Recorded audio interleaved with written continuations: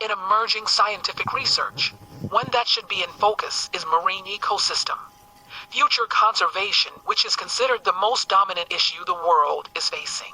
Aquatic life zones of salt and fresh water cover 3/4 of the Earth, with oceans dominating the planet. The key factors affecting the aquatic ecosystem are temperature, dissolved oxygen content,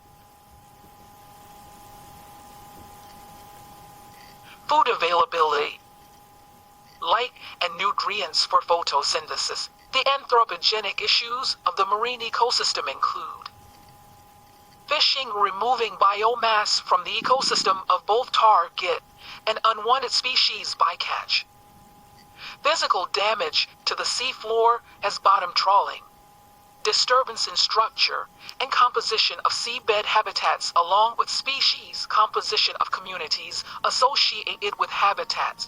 These outcomes induce immense threats from the micro to the macro level species in water through different pollutions. And the most dangerous being is plastic pollution, which poses a significant health threat to various sea creatures and the entire marine ecosystem. Plastic debris absorbs toxic chemicals from ocean pollution, causing poisoning. 8 million tons of plastic enter the oceans each year, and 10 million metric tons of plastic waste enter the oceans each year, killing seabirds, fish, and marine mammals. Most aquatic life moves and finds its prey through sonic waves. In the past few decades, noise pollution in the marine environment is threatening the natural soundscape of marine diversity. Species highly depend on sound for their survival. Ships, seismic surveys, explosions, construction, and sonar devices have made once peaceful environment into loud, chaotic home for marine wildlife. Land pollution is also linked with natural disturbance in aquatic life as topsoil from fields or construction sites run off into waterways, harming fish and wildlife habitats. 80% of marine pollution comes from land, most of the sources being from anthropogenic activities, which include untreated sewage, agricultural runoff, oils and heavy metals from industry sediment washed in from earthworks and logging. Unfortunately, 1 billion people in developing countries depend on fish for their primary source of protein, making them vulnerable to the chemicals they carry. These activities also increase the temperature of the water and resulted in thermal pollution that would affect the bio in a diverse context such as decrease in the amount of dissolved oxygen in the water for aquatic life, damage to larvae and eggs of fish in rivers,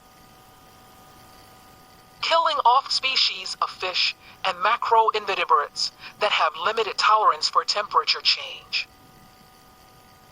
migration of living entities from their environment. The decrease in DOE can create suffocation for plants and animals such as fish, amphibians, and copepods, which may give rise to anaerobic conditions. The solution to the disturbance should be done to counterbalance the loss through conservation practices. Marine ecosystem have some main key environmental functions such as regulating the climate, prevent erosion, maintain biological control, absorb carbon dioxide, accumulate and distribute solar energy. It can be sustained in its original or near to original system by reducing bycatch in marine fisheries and entanglements in fishing gear,